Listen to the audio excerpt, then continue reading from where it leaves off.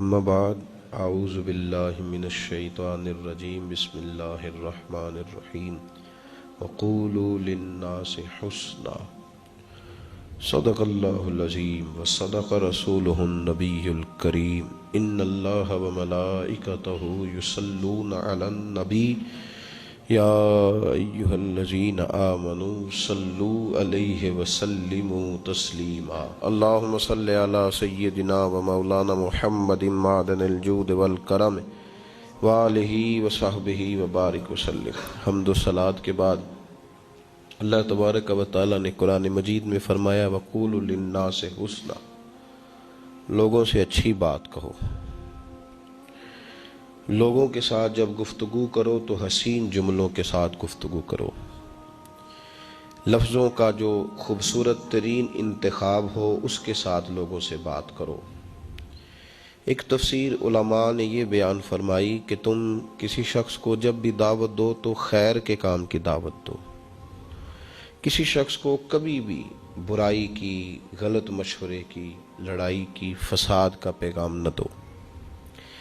ایک تفسیر یہاں صوفیاء نے فرمائی ہے، وہ یہ تفسیر کرتے ہیں کہ تم لوگوں کے ساتھ اپنے معاملات کو صحیح کرو۔ وَقُولُوا لِلنَّاسِ حُسْنًا، صوفی یہ کہتا ہے کہ تمہارا جو لوگوں کے ساتھ معاملہ ہے نا، ان معاملات کو صحیح رکھو۔ نبی پاک سید عالم صلی اللہ تعالیٰ علیہ وسلم نے حقوق العباد پر بڑا زور دیا، اور ان میں سب سے زیادہ اس چیز کی طرف توجہ دلائی کہ تمہارے جو آپس کے معاملات ہیں لین دین کے، وہ صاف ستھرے ہونے چاہیے۔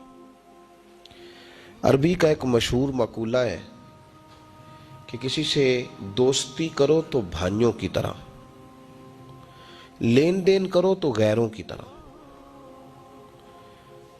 دوستی بھائیوں کی طرح کرنا، کوئی چیز چھپا کے نہ رکھنا، ہر تکلیف میں کام آنا، لیکن جب لین دین کرنا تو حساب اس طرح کرنا جس طرح غیر کرتے ہیں، غیروں کی طرح حساب کرو۔ اس طرح کا رویہ نہ رکھو کہ کوئی مسئلہ نہیں یار، دیکھی جائے گی، نہ، ایک ایک پائی کا، ایک ایک روپے کا، ایک ایک چونی کا حساب ہونا چاہیے۔ انسان کے جو آپس کے معاملات ہوتے ہیں وہ اگر صاف ستھرے رہتے ہیں تو محبتوں کو دوام ملتا ہے، پیار آگے بڑھتا ہے۔ لیکن اگر معاملات میں کجی آتی ہے، لین دین کے مسائل کے اندر کمزوری پیدا ہوتی ہے، محبتیں پروان نہیں چڑھتی۔ اور ہمارے صوفیاء اس پر اس لیے زیادہ زور دیتے ہیں کہ نبی کریم سید عالم صلی اللہ علیہ وسلم نے فرمایا ہے کہ اللہ تعالیٰ ہر گناہ معاف کر دے گا، لیکن اگر تو نے کسی کا قرض دینا ہے تو وہ بندہ ہی معاف کرے گا جس کا تو نے دینا ہے۔ تو اپنے معاملات کو اس قدر صاف ستھرا رکھنے کی کوشش کرنی چاہیے۔ اعلیٰ حضرت فاضل بریلوی رحمۃ اللہ تعالیٰ علیہ طریقت پر سفر کرنے والوں کو، اللہ کی معرفت کا رستہ طے کرنے والوں کو یہ درس دیتے ہیں کہ وصیت لکھ کے سرانے رکھ کے سویا کر۔ تو نے کس شخص کا کیا دینا ہے وہ تیرے سرانے پڑی ہونی چاہیے وصیت۔ ایسا نہ ہو کہ مال تو وارث استعمال کریں اور حساب تجھے دینا پڑے۔ تو طریقت کے اندر، تصوف کے اندر معرفت کا یہ مطلب نہیں ہوتا کہ انسان نمازیں کھل کے پڑھے، جبہ اس کا بڑا خوبصورت ہو اور دستار بھی بڑی اعلیٰ باندھتا ہو اور وظیفہ بھی وہ وقت پہ کرتا ہو اور چلے کرنے کے لیے بھی وہ ہر وقت تیار رہتا ہو، لیکن لینے دینے کے معاملات میں سست ہو۔ یہ کبھی غور ہی نہ کرے کہ یہ پیسہ جو میں استعمال کر رہا ہوں یہ میرے لیے جائز ہے کہ نہیں جائز۔ نبی پاک سید عالم صلی اللہ تعالیٰ علیہ وآلہ وسلم نے، دیکھے نا، اگر ہم اس حدیث پہ غور کریں نا، ہم باتیں سنتے ہیں پر گزر جاتے ہیں، لیکن اس حدیث مبارکہ کے ذرا غور تو کریں کہ محبوب علیہ الصلوۃ والسلام کے صحابہ فرماتے ہیں، یہ ترمذی میں موجود ہے حدیث پاک، صحابہ کہتے ہیں کہ حضور ایک شخص کے پاس سے گزرے جو گڑ گڑا کے دعا مانگ رہا تھا۔ مطلب کچھ لوگ دعا مانگتے ہیں تو دعا میں ان کے لفظ ہوتے ہیں لیکن ان کی کیفیات نہیں شامل ہوتی، تو صحابہ کہتے ہیں وہ گڑ گڑا کے دعا مانگ رہا تھا، وہ محو تھا دعا کے اندر، اور بڑی دیر سے یا رب یا رب یا رب پکار رہا تھا۔ تو محبوب نے فرمایا جتنی مرضی بھی دعا مانگے اللہ اس کی قبول نہیں کرے گا۔ آنسو شامل ہے دعا میں، ہاتھ اس نے اٹھائے ہوئے ہیں، مانگ بھی اس کریم سے رہا ہے کہ جو کسی کو بھی خالی نہیں لوٹاتا، لیکن وہ دعا مانگ رہا ہے۔ حضور فرماتے ہیں جتنی مرضی دعا مانگے اس کی مقبول نہیں ہوگی، اور یہ کہہ بھی اس نے دیا جس کی زبان سے ہمیشہ حق اور سچ ہی نکلتا ہے۔ تو محبوب پاک صلی اللہ علیہ وسلم کے صحابہ نے فوراً سوال کیا کہ یا رسول اللہ صلی اللہ تعالی علیہ وسلم، حضور وجہ کیا ہے، کیا سبب ہے کہ یہ دعا مانگے گا تو اللہ قبول نہیں کرے گا، حالانکہ رب سب کی سنتا ہے؟ تو حضور نے فرمایا مطعمہ حرام، مشربہ حرام، ملبسہ حرام، جو یہ کھا کے آیا ہے وہ بھی حرام پیسوں کا ہے، جو پی کے آیا ہے وہ بھی حرام پیسوں کا، جو لباس پہنا ہے وہ بھی حرام پیسوں کا ہے۔ چونکہ رزق کا معاملہ صاف ستھرا نہیں، لہٰذا اس کی دعائیں قبول نہیں ہو سکتی۔ یاد رکھیں طریقت کے اندر، معرفت کے اندر، ہمارے تو صوفیہ یہاں تک کہتے ہیں، جیسا کہ سرکار دو عالم صلی اللہ علیہ وسلم نے فرمایا نا کہ اس کا کھانا پینا اٹھنا بیٹھنا، وہ چیزیں اگر جو استعمال کرتا ہے وہ حلال کی ہوتی تو دعائیں بھی قبول ہوتی۔ تو صوفیاء تو یہاں تک کہتے ہیں، حضرت بایزید بستامی رحمۃ اللہ علیہ، کہ ایک لقمہ حرام کا جو بندہ کھائے اس کی تو 40 دن عبادت قبول نہیں، تو نفل کیسے قبول ہوگی؟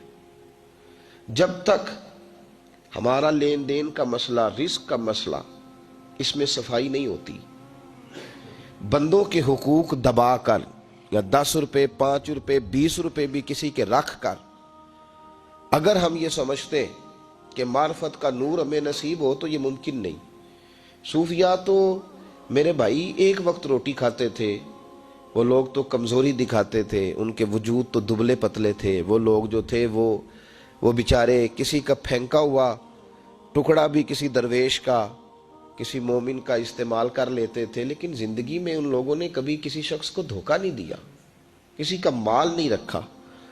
اگر کسی وقت دیکھیں نا، قرض تو نبی پاک صلی اللہ علیہ وسلم نے بھی اٹھایا ہے، صحابہ نے بھی اٹھایا ہے۔ انسان پر حالات کا بگڑ جانا، کمزوری آ جانا، قرض کا آ جانا، وہ بات علیحدہ ہے، لیکن اس کا کوشش نہ کرنا، اس کو ادا کرنے کی جد و جہد نہ کرنا، اور اگر کوئی طلب نہیں کر رہا تو اس کا چپ رہنا اور دیکھنا کہ اگر کام چل سکتا ہے تو چلو ٹھیک ہے چلتا رہے، اس سے اس کی ترقی رک جاتی ہے۔ آپ یہ نہ سمجھا کریں کہ میں سویرے اٹھ نہیں رہا تو وجہ کیا ہے، اس کی وجہ یہ ہے کہ ہو سکتا ہے رات کو جو کھایا تھا اس میں نقص ہو، اور اس لقمہ حرام کی وجہ سے شیطان کا غلبہ زیادہ ہو گیا ہو، فجر میں بندہ اٹھ نہیں سکا۔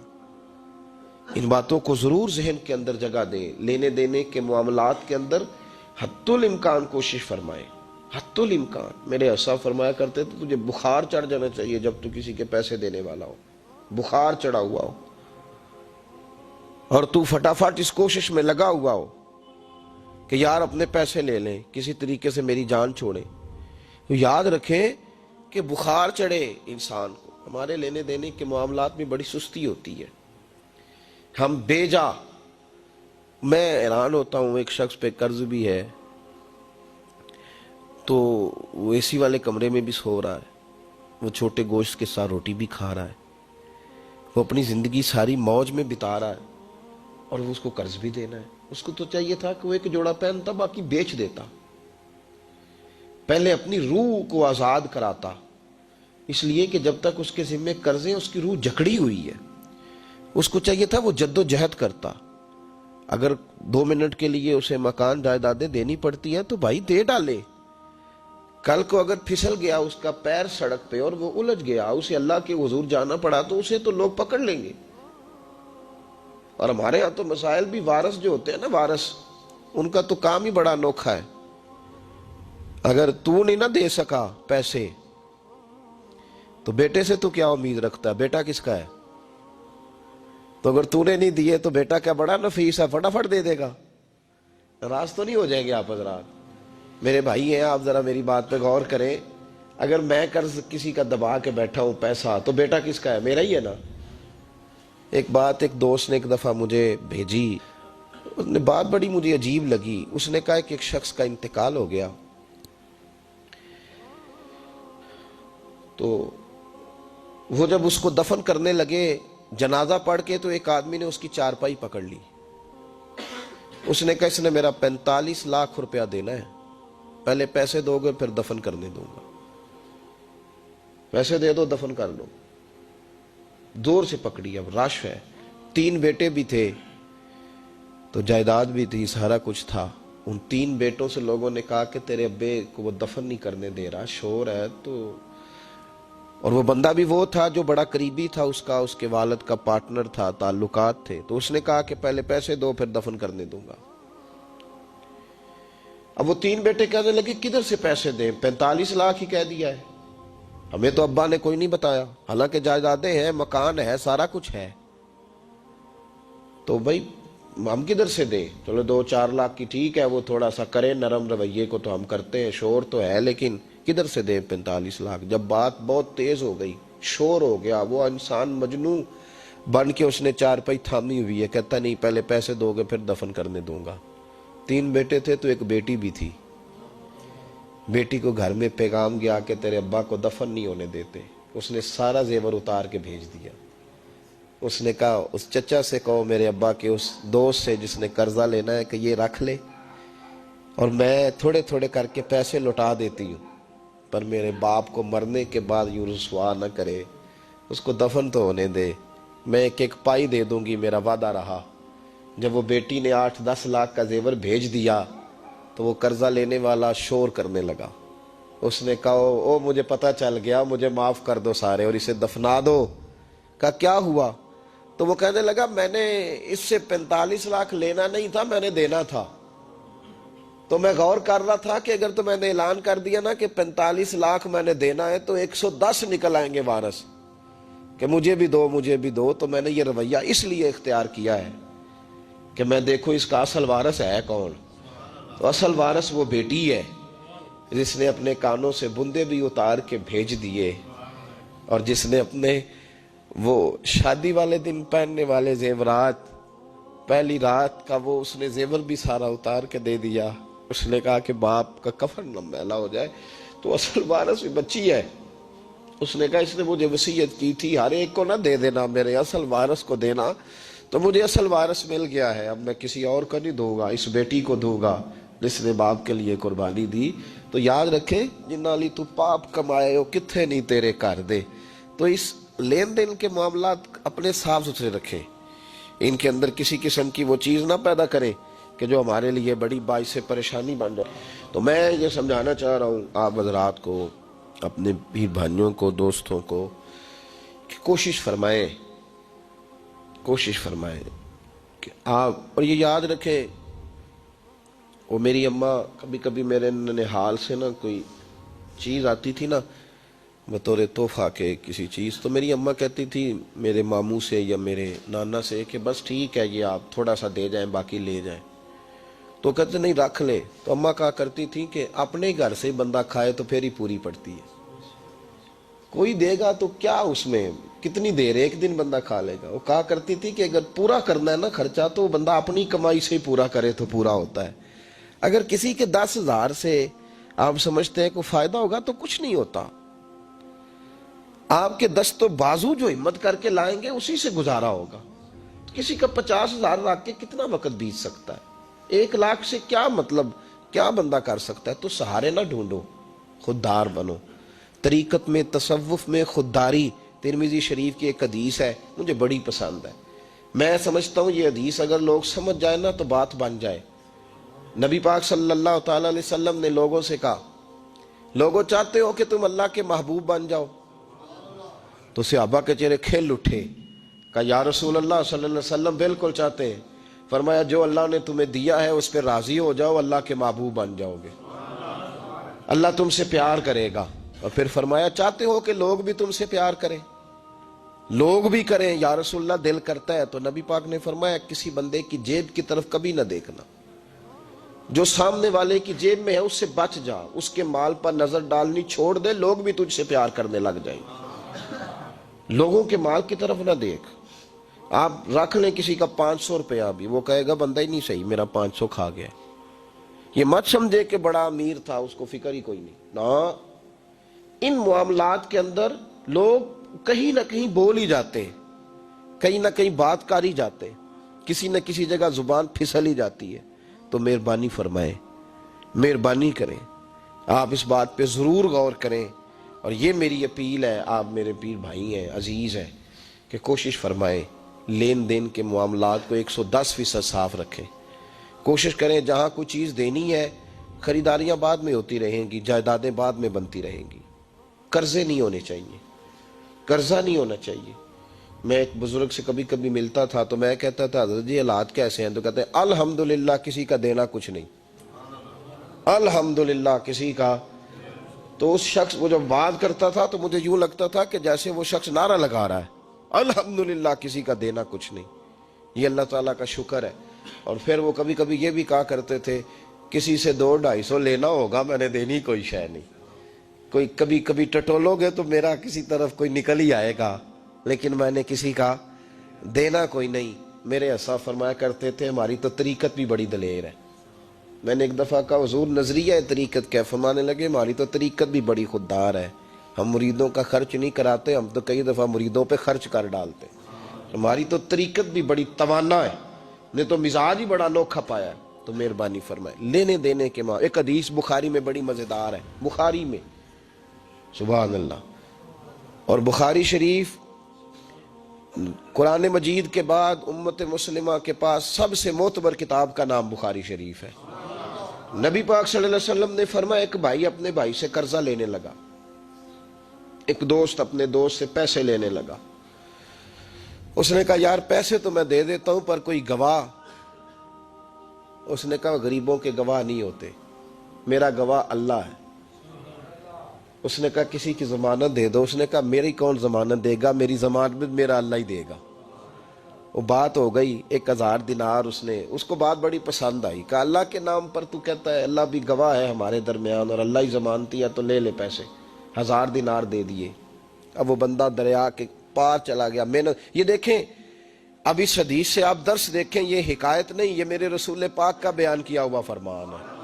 اس کی صداقتوں پہ دیکھیں، اور بخاری کی حدیث کے جملے کتنے حسین ہیں۔ نبی پاک صلی اللہ علیہ وسلم نے فرمایا وہ جس نے پیسے لیے بطور قرضہ وہ دریا کے پار چلا گیا، محنت مزدوری کرتا رہا، جب مقررہ وقت آیا تو اس نے 1000 دینار جو وعدہ کیا تھا کہ فلاں تاریخ کو دے دوں گا، اس تاریخ کو اس نے 1000 دینار لیے اور دریا کے کنارے پہنچ گیا کہ مجھے کشتی ملے تو میں اس تک پہنچاؤں۔ لیکن اس نے اتفاق کہ اس دن کشتی کوئی نہ ملی، بڑا انتظار کیا، کشتی کوئی نہ ملی۔ اس نے ایک لکڑی لی، لکڑی کو اندر سے پھاڑا، موٹی لکڑی ہوتی ہے نا بانس کی طرح، اس کے اندر سوراخ بن جاتا ہے، جگہ بن جاتی ہے۔ اس نے اندر سے اس کی کھدائی کی، اس کے اندر اس نے 1000 دینار رکھا اور ایک رکا رکھا کہ بھائی میں پہنچنا چاہتا تھا لیکن مجھے کشتی نہیں ملی تو میں 1000 دینار رکھ رہا ہوں، جس رب کی ضمانت پر میں نے لیے تھے مجھے امید ہے رب تجھ تک پہنچا دے گا، مجھے امید ہے اللہ پہنچا دے گا تیرے تک، مجھے امید ہے رب پہنچائے گا۔ یہ کہہ کہ اس نے اس کو بند کیا کسی کپڑے کے ساتھ اور بند کر کے دریا میں ڈال دیا۔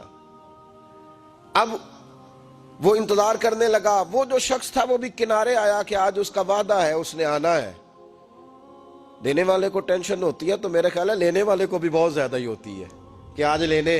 وہ آ گیا کنارے پہ کہ آج پیسے آنے، لیکن کوئی شے نہ آئی۔ ایک لکڑی بہتی ہوئی آئی تو اس نے اٹھائی لکڑی کا، چلو پیسے نہیں ملے تو ایندھن تو ملا ہے نا، گھر جا کے لکڑی جلا کے روٹی تو پکائیں گے نا۔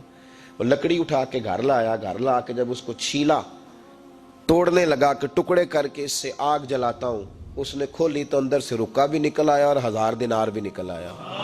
رب کریم کا انداز دیکھو کہ دریا کتنا چوڑا ہوتا ہے اور جو کاغذ ہوتا ہے وہ پگھل جاتا ہے دریا کے اندر، لفظ مٹ جاتے ہیں، لیکن ہر چیز کو بحفاظت میرے رب کریم نے پہنچا دیا۔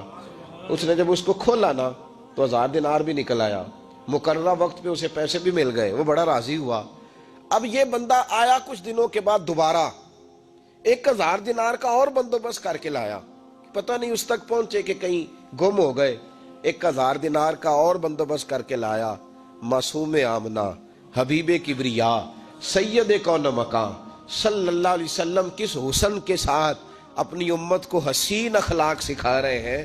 نبی پاک علیہ السلام فرمانے لگے غلاموں، وہ ایک اور 1000 دینار لے کے دروازے پہ آیا اور دستک دے کے کہنے لگا میرا رب گواہ ہے کہ میں نے کوشش کی تھی پر مجھے کشتی نہیں ملی، میرا رب گواہ ہے کہ میں نے ہمت کی تھی پر موقع نہیں ملا، اللہ جانتا ہے جس رب کی ضمانت پہ میں نے تجھ سے پیسے لیے کہ میری کوشش پوری تھی پر موقع نہیں ملا، میں آیا ہوں پیسے رکھ لے۔ اس نے کہا اگر اللہ تیرے اور میرے درمیان گواہ تھا پھر وہ کریم بھی بڑا ہے، تو نے دریا میں ڈالے تھے تو رب کریم نے با حفاظت مجھے پہنچا بھی دیے، اور تیری عزتوں کو اس نے برقرار رکھا ہے، میرے دل میں تیری گویا قدر بڑھ گئی ہے۔ او بھائی، جو رب کریم پہ بھروسہ کرے، جو اللہ پہ بھروسہ کرے اور ارادہ کرے، اور اسی طرح کی ایک اور حدیث سیاستہ میں موجود ہے، نبی پاک صلی اللہ علیہ وسلم نے فرمایا ایک بندے کا ارادہ تھا قرضہ دینے کا، اس کا پروگرام تھا واپس کروں گا پیسے، محنت کر رہا تھا، جدوجہد کر رہا تھا، کوشش تھی، وہ نیت اس کی صحیح تھی، دبانے کا 1% بھی ارادہ نہیں تھا، کوشش جاری تھی، ہمت کر رہا تھا، فوت ہو گیا۔ یا رسول اللہ اب کیا بنے گا؟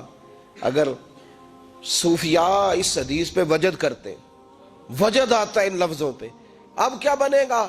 تو میرے محبوب فرمانے لگے قیامت کے دن اللہ اپنی رحمت سے اس کے قرضے ادا فرما دے گا۔ دیکھو اتنا بھی کوئی خوش نصیب ہے جس کے اللہ قرضے ادا کرے، اتنا بھی کوئی خوش قسمت ہے رب جس کے قرضے دے، اللہ کہے مجھ سے لے لے چل یار رہنے دے۔ او بھائی ان لفظوں کو دیکھیں نا، جس مبارکہ میں سرکار دو عالم صلی اللہ علیہ وسلم نے فرمایا قیامت کے دن دو بھائی، ایک بھائی پہلے انتقال کر گیا، ایک بعد میں فوت ہوا، جو پہلے چلا گیا اس کے کچھ حقوق بعد والے نے دینے تھے، سمجھ لے کچھ قرضے تھے، اب وہ پہلے فوت ہوا، اسے بعد میں احساس ہوا، اس نے کوشش بھی کی، معافیاں بھی مانگی، لیکن اب وہ فوت ہو چکا تھا۔ تو نبی پاک صلی اللہ علیہ وسلم فرماتے ہیں قیامت کے دن چونکہ یہ معافیاں بھی مانگتا رہا، توبہ بھی کرتا رہا، بڑی اس کو صحیح احساس ہو گیا، ندامت والی توبہ کی، لیکن اب جس کا حق تھا وہ تو فوت ہو گیا، اب کیا کرے؟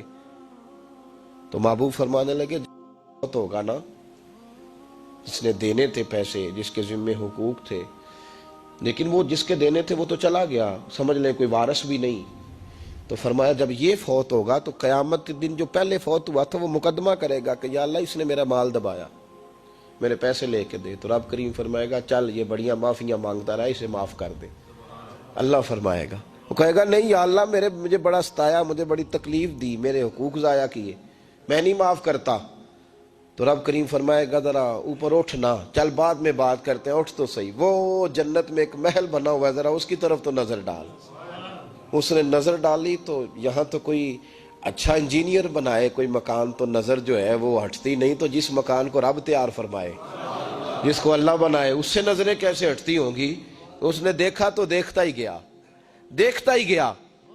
عرض کرنے لگا مولا یہ کس کا مکان ہے؟ تو محبوب علیہ السلام فرماتے ہیں رب کریم نے فرمایا اس کا ہے جو اس کی قیمت دے گا۔ کہا یا اللہ کون قیمت دے گا؟ فرمایا تو بھی دے سکتا ہے۔ یا اللہ میں غریب فقیر میں کیسے قیمت دوں؟ تو اللہ فرمائے گا چل تو اپنے بھائی کو معاف کر دے، میں محل تجھے دے دیتا ہوں، تو معافی دے دے، محل تیرا ہوا۔ تو حضور فرماتے ہیں 3 دفعہ بولا، کہنے لگا یا اللہ میں نے معاف کیا، یا اللہ میں نے معاف کیا، یا اللہ میں نے معاف کیا۔ تو اللہ فرمائے گا پھر بھائی کا بازو پکڑ، وہ ایک محل نہیں، وہ ایک ہی نقشے کے 2 بنائے ہوئے ہیں، اس کا بازو پکڑ، دونوں جنت میں چلے جاؤ، میں نے تم دونوں کے لیے گھر بنا دیا ہے۔ تو اپنے معاملات صحیح کرنے کی کوشش کریں، اپنے معاملات صحیح کریں۔ ہم اس سلسلہ عالیہ میں داخل ہیں کہ حضور غوث اعظم رضی اللہ تعالیٰ عنہ کے والد کا مشہور واقعہ ہے کہ بھوک لگی تھی تو دریا میں بہتا ہوا سیب کھا لیا تھا، سیب کھا لیا غوث اعظم کے والد نے۔ تو پھر کہنے لگے او خو یہ میں نے کیا کیا؟ جس سمت سے وہ سیب آیا تھا وہاں جانے لگے، وہاں ایک باغ تھا، پیچھے جا کے ٹہنیاں جھکی ہوئی تھیں، یہاں سے سیب آیا، باغ کے مالک بھی بزرگ تھے، ان سے جا کے کہا غلطی سے کھا لیا ہے، معافی مل جائے۔ انہوں نے کہا معافی اتنی جلدی نہیں ملتی۔ کیسے ملے گی؟ فرمایا 12 سال مالی بن کے میرے باغ کی نوکری کر۔ تو خدمت کرنے لگے تو حضور غوث اعظم کے نانا جی کہتے ہیں بچہ مجھے بھا گیا، کہنے لگے حضور چلے معاف کر دیں اب۔ تو کہا معافی نہیں ملے گی، میری ایک بیٹی ہے، آنکھوں سے اندھی ہے، آنکھوں سے اندھی، کانوں سے بہری، زبان سے گونگی اور پیروں سے لنگڑی، اس سے نکاح کر، پھر معافی ملے گی۔ کھایا کیا؟ ایک سیب۔ تو حضور غوث اعظم رضی اللہ تعالیٰ عنہ کے والد کہنے لگے مجھے گوارا ہے، آپ کر دیں نکاح، پر وعدہ کریں مجھے معاف کر دیں گے نا؟ تو کہتے ہیں نکاح ہو گیا۔ جب پہلے دن میں حجرہ عروسی میں داخل ہوا تو میں نے پلنگ پر کوئی معذور نہیں، جنت کی حور کی مثل عورت بیٹھی دیکھی، اور جس کا حسن بتاتا تھا کہ چہرے سے زیادہ باطن میں اللہ نے روشنی عطا فرمائی ہوئی ہے۔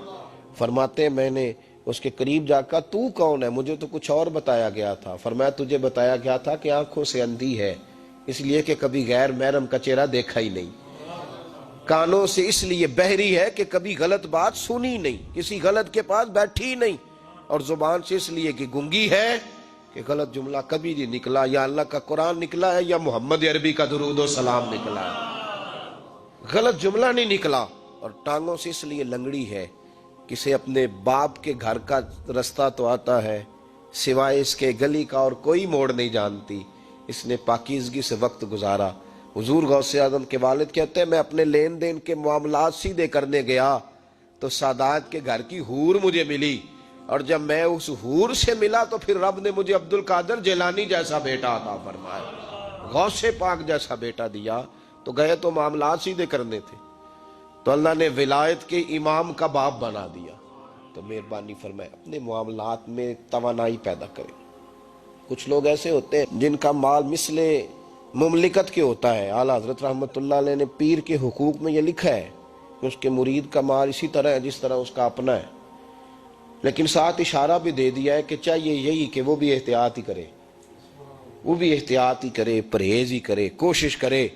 اور آپ فرماتے ہیں چونکہ باپ کی حیثیت رکھتا ہے تو ضروری تو نہیں نا باپ بیٹے کی کمائی کھائے، کبھی کبھی بیٹے بھی باپ کی کھا ہی لیتے ہیں، اس طرف بھی توجہ کر لے، کوئی حرج نہیں۔